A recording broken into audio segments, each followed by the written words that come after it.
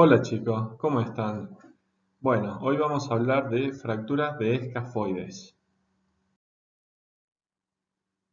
Este es un hueso que está ubicado en la primera fila del carpo y está articulado con varios huesos que son el radio, el trapecio, trapezoide, el semilunar y el hueso grande.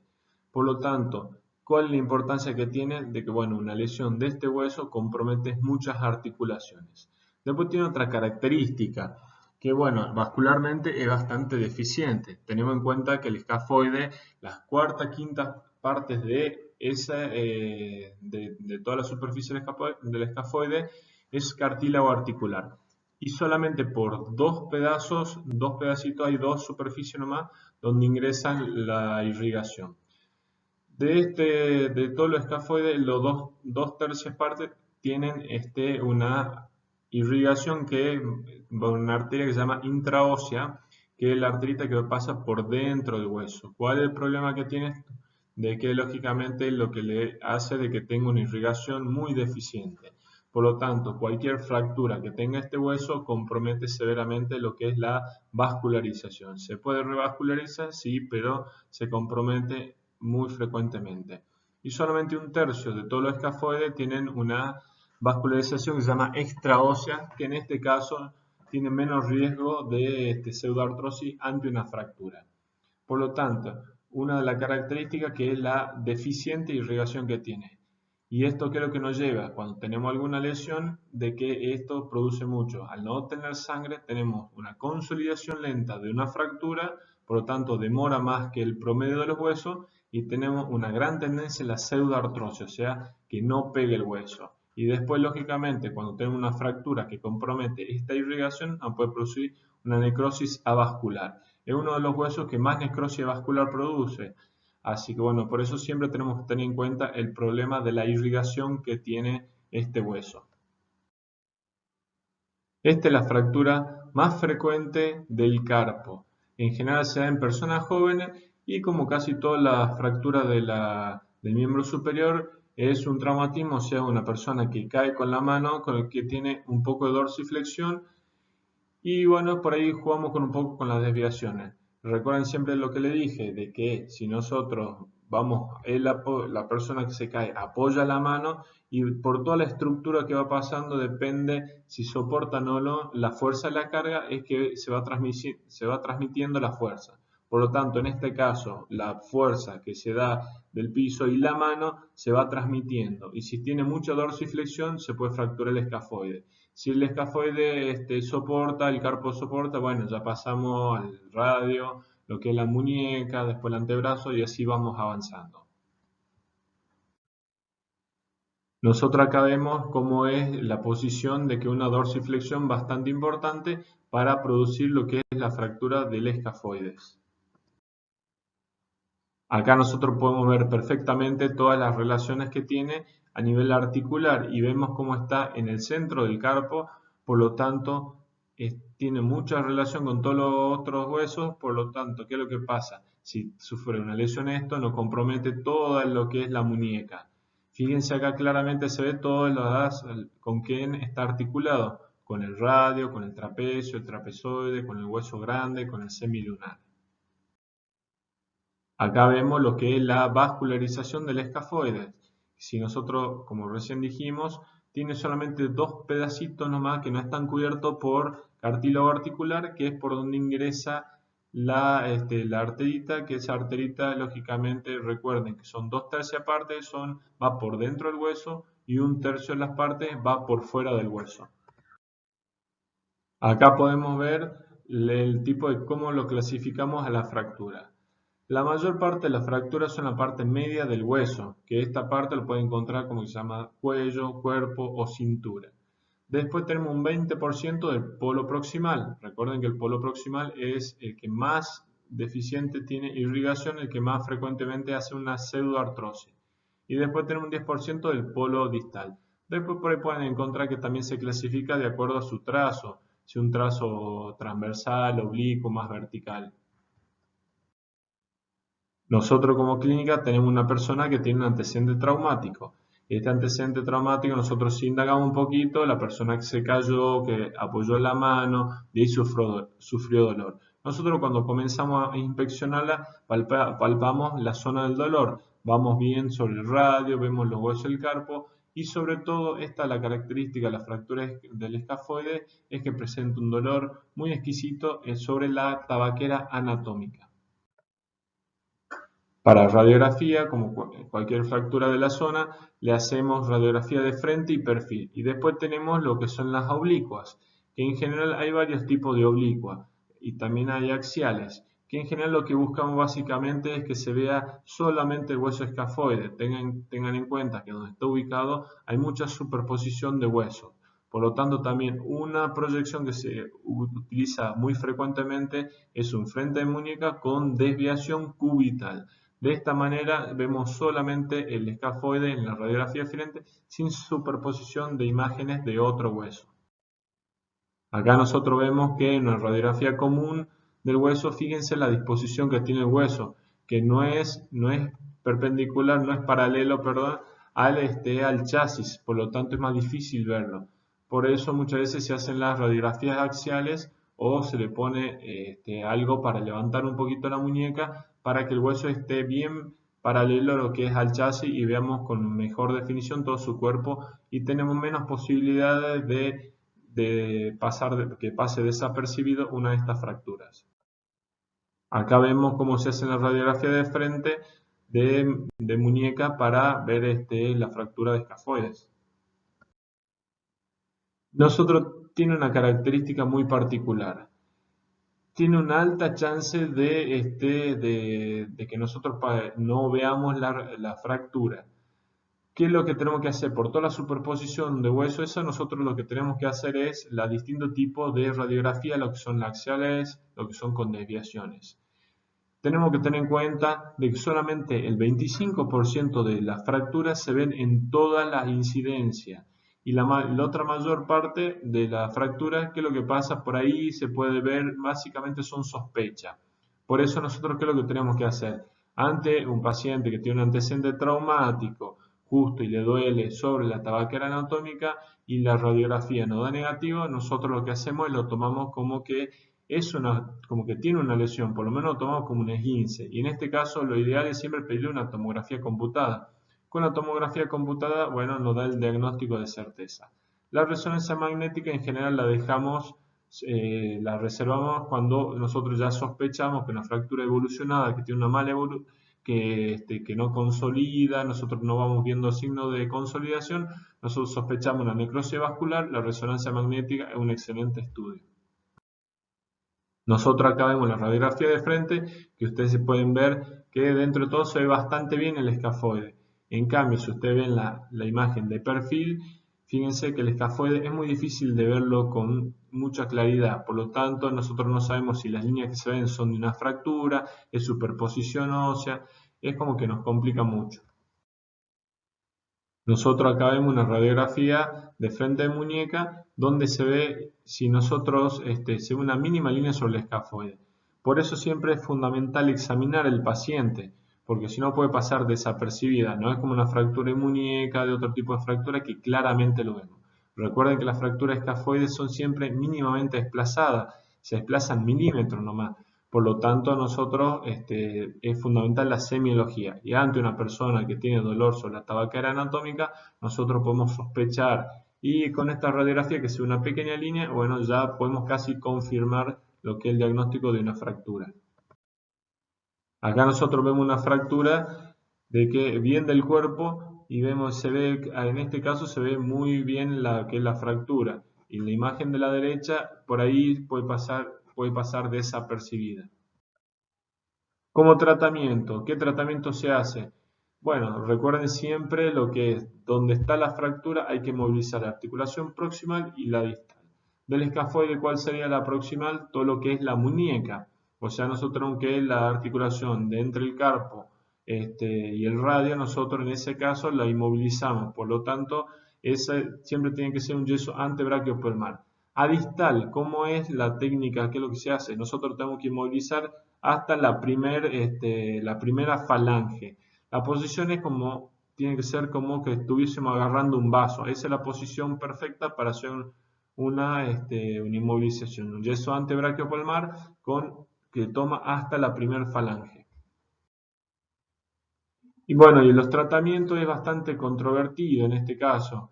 Pueden encontrar de todo. Algunos dicen que hacen yeso braquiopalmar, le hacen 3 semanas de yeso braquiopalmar y 3 semanas más de yeso antebraquiopalmar. Otros lo hacen directamente 9 semanas directo. Y hay distintos tipos, algunos hacen 8 semanas, otros hacen 12. En términos general, lo que se utiliza son casi 12 semanas de inmovilización. Y hoy por hoy se encuentran hay algunos trabajos que dicen de que solamente no hace falta que sea un yeso braquiopalmar. Con un antebraquiopalmar los resultados son exactamente similares a un yeso antebraquiopalmar. Como tratamiento quirúrgico, ¿qué es lo que se hace? Se coloca, lo que más se utiliza es un tornillo. Este tornillo se llama Herbert y la característica que tiene es que tiene que utilizar un tornillo que no tiene cabeza. O sea que la cabeza, al estar con tantas articulaciones, se tiene que meter dentro, todo el tornillo se tiene que meter dentro del hueso. Acá nosotros vemos los distintos tipos, los distintos tamaños de los tornillos que son Herbert. Si ustedes ven que la cabeza, lo que se ve, tiene rosca, tiene esa espira por lo que hace es de que se inserta bien, o sea que se tapa bien con el hueso, por lo tanto dentro de la articulación se puede movilizar y no raspa con otra articulación. Acá nosotros vemos cómo queda una fractura tratada con un tornillo de Herbert. En la evolución, como vimos que tenemos que tiene muchas complicaciones vasculares, ¿cuáles son las complicaciones que tenemos? Ya lo dijimos en la introducción, pero lo repetimos. ¿Cuáles son? La consolidación lenta, o sea, los retardos en consolidación son muy frecuentes. Después la pseudoartrosis, la falsa articulación, o sea, de que el hueso no consolide, es otra de las posibilidades. Y la necrosis vascular, que es bastante frecuente, sobre todo cuando tiene una irrigación que es intraósea. Acá nosotros vemos cómo se ve en la radiografía, nosotros vemos la imagen de la izquierda, vemos una fractura, que si nosotros le pedimos una resonancia, vemos los cambios de colores que tiene, que es clásico de la necrosis ósea. Nosotros cuando tenemos ya la pseudoartrosis, ¿qué es lo que nos indica? Bueno, que el hueso no pega. En este caso se hace una técnica que se hace un injerto vascularizado que se llama de Matty-Root. La inmovilización, como dijimos, algunos pueden encontrar distintos lugares, 2 meses o 3 meses, bueno, con yeso braquiopalmar, antebraquiopalmar, esto depende del trabajo, de lo que busquen, todo, van a hacer distintos tipos de tratamiento. En términos generales se trata de inmovilizar 90 días y algunos prefieren inmovilizar el codo y otros no. Bueno, eso van en contra de todo, pero bueno, tienen que tener una idea que siempre, acuérdense, se inmoviliza la articulación proximal y distal al segmento fracturado. Después tenemos las fracturas, los metacarpianos, que son fracturas bastante frecuentes, una de las más frecuentes junto con los dedos. Acuérdense que hay distintos tipos de fracturas que pueden afectar lo que es la cabeza, el cuello, toda la parte del cuerpo o diáfisis y en la parte de las bases. Como tratamiento, esta es una fractura más frecuente, que es la del quinto metacarpiano.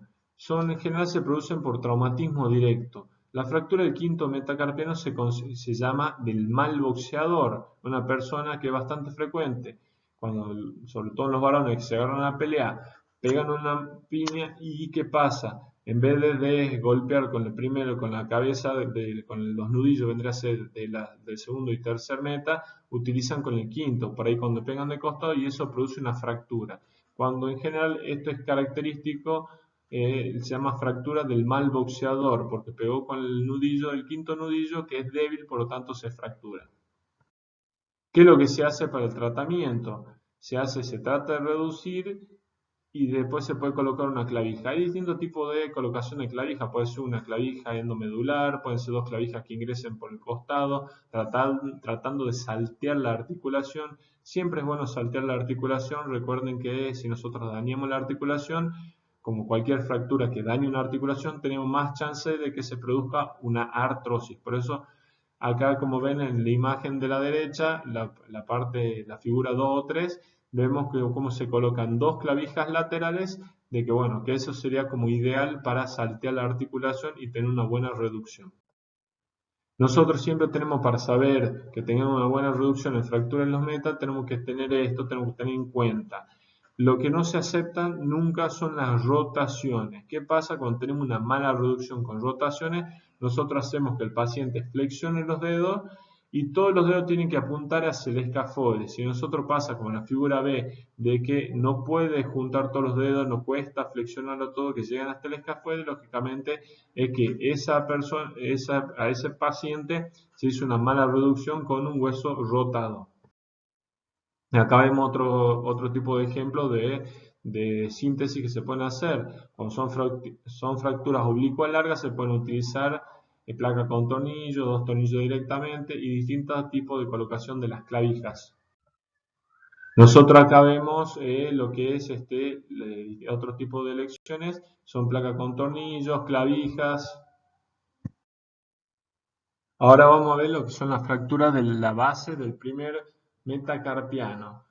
Son dos fracturas que son características. Una se llama fractura de Bennett, que es una fractura que es intraarticular, que la característica que tiene esta es de que hay un pequeño fragmentito que se mantiene bien reducido y el resto del meta se subluxa.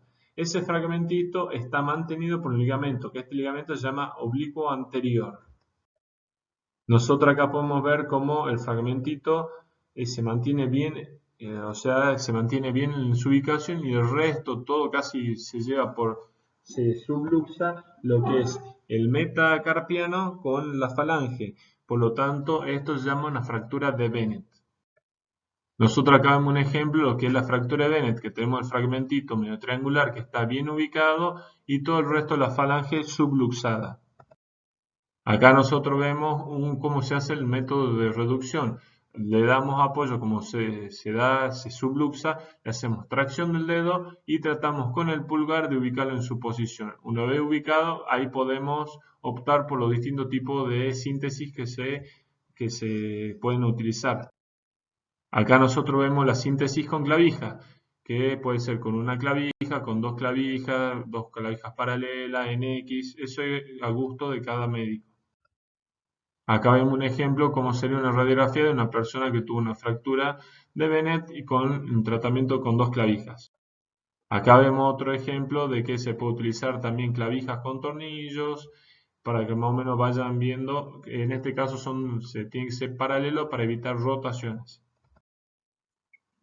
Como se ve la radiografía de las clavijas con el tornillo.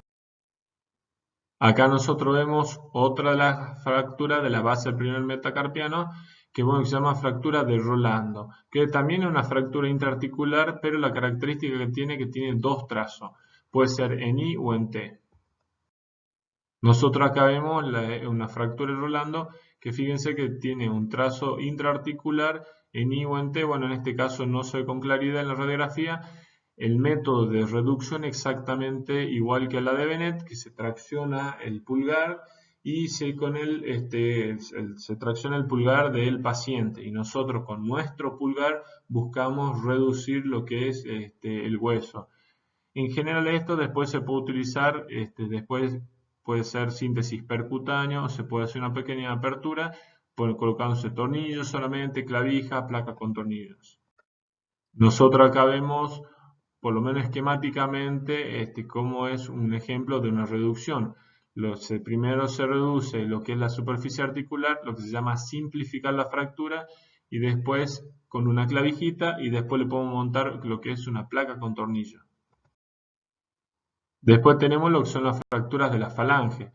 La fractura de la falange con los distintos tipos de fracturas que podemos tener. Es similar a lo que son las fracturas de los metacarpianos, que pueden ser de la cabeza, pueden ser del cuello, pueden ser de afisaria, pueden ser de la base. Bueno, en esto de acuerdo a dónde está ubicado, es qué tipo de síntesis se hace. En general, la mayoría de la fractura más común es de la base de la cabeza, del cuello vendría a ser, o las fracturas diafisarias, que en este caso con clavija tenemos muy buenos resultados. Es muy raro que necesitemos tornillos. Nosotros acá vemos la fractura del quinto, de la base del quinto, que bueno, ¿qué es lo que hacemos? En este caso vemos que no compromete la superficie articular ¿qué es lo que se hace? Se hace una tracción del dedo buscando una buena reducción y se lo puede simplemente o inmovilizar con controles periódicos radiográficos o en algunos casos se puede colocar unas clavijas para asegurarnos mantener esa posición. Nosotros acá vemos que se hace la tracción sobre el eje y se inmoviliza. Recuerden siempre la inmovilización como son, siempre se tiene que inmovilizar la articulación proximal, que es la metacarpofalángica, y la articulación distal, que en este caso es la interfalángica distal. Nosotros acá vemos una fractura transversal, que en este caso, como tiene un poquito de diente, simplemente con la tracción es como que se estabiliza sola, y de ahí le inmovilizamos con la férula y con eso durante 30 días, y ese es todo el tratamiento. Siempre en los tratamientos ortopédicos es recomendable hacer radiografías semanales porque al no ser tratamientos quirúrgicos podemos tener pérdida de reducciones. En cambio, si no, habría que hacer un tratamiento, o sea, poner una placa, una clavija, algo, porque nos aseguraría más de que esta persona no tenga la pérdida de la reducción. Acá vemos una placa con tornillo, cómo se coloca. Después, cuando son de falange distal, también se hace en las falanges medias, se hace una maniobra de reducción y se puede colocar la clavijita. Ahora vamos a hablar con lesiones tendinosas de la mano. Una persona, nosotros cuando tiene una lesión tendinosa, lo más común son las lesiones por amoladora, heridas cortantes, por cuchillo, hay un montón de causas. La amoladora es ultra frecuente. ¿Qué pasa? Nosotros, ¿qué es lo que tenemos que examinar? Cuando la persona esa viene, nosotros tenemos que ver la posición que tiene la mano. Si tiene algún dedo más flexionado, más estirado, todo eso tenemos que comenzar y analizar. Después nosotros le decimos a la persona esa, a nuestro paciente, a ver, trata de flexionar todos los dedos, trata de estirar.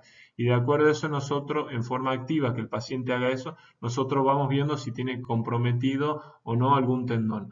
Por más que va a tener dolor, lógicamente tiene dolor, tiene una herida, va a poder sangrar, tenemos que saber si tiene alguna fractura, que muchas veces la limitación para movilizarlo puede ser por una fractura.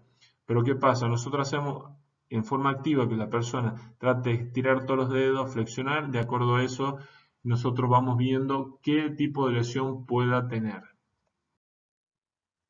Este es un ejemplo de cómo podemos hacer para evaluar lo que es los tendones flexores de la mano. En caso que nosotros pensemos de que tiene una lesión de algunos de los tendones, para saber si el tendón superficial o el profundo, hacemos esta maniobra. Recuerden que el tendón superficial se inserta en la falange media, por lo tanto de esta manera nosotros vemos si flexionas completamente el dedo. Todo lo contrario, si nosotros bloqueamos lo que es la falange media y hacemos que flexione la última falange nomás, en ese caso estaríamos evaluando lo que es el tendón profundo y bueno, de ahí vamos viendo si la lesión que tiene es en el tendón superficial o en el tendón profundo. Este es un examen de la falange distal, que es una lesión muy común, sobre todo en arqueros, en personas que juegan al básquet, juegan al vóley, que sufren muchas lesiones, sufren traumatismo directo sobre los dedos, lo que se produce una sección del tendón extensor del dedo. Por lo tanto, esto se llama mallet finger. Por lo tanto, nosotros tratamos de que estire la falange distal y no la puede pasar. De este lado hay dos tipos de mallet finger, uno es tendinoso y el otro es óseo. Nosotros, este tipo de lesiones, que lo que se hace, se coloca una férula, esta ferulita es para que lo que nosotros hacemos es mantener en posición el dedo, durante 6 semanas se utiliza la ferulita esta, para que el tendón comience a hacer una fibrosis en esa posición. Como secuela no puede que haga que muchas veces puede pegar medio elongado, que la persona puede tener una mínima flexión más con respecto a los otros dedos, pero son muy bien tolerados y no hay problema. Por último, tenemos lo que es la lesión de Boutonniere o la ruptura enojal o Boutonniere, que es una lesión bastante frecuente, que es una lesión de la aponeurosis de extensión a nivel de la articulación interfalángica proximal. Cuando se da en esto, también se produce medio parecido al mallet finger, persona que sufre un traumatismo sobre el dedo y bueno, tienen ese pequeño esguince y que nunca hicieron un buen tratamiento. Por ejemplo, le coloca una férula y bueno, la persona nunca cumple el tratamiento indicado, por lo tanto el dedo ya le queda con la flexión de la articulación interfalángica proximal y la extensión consecuentemente de la interfalángica distal.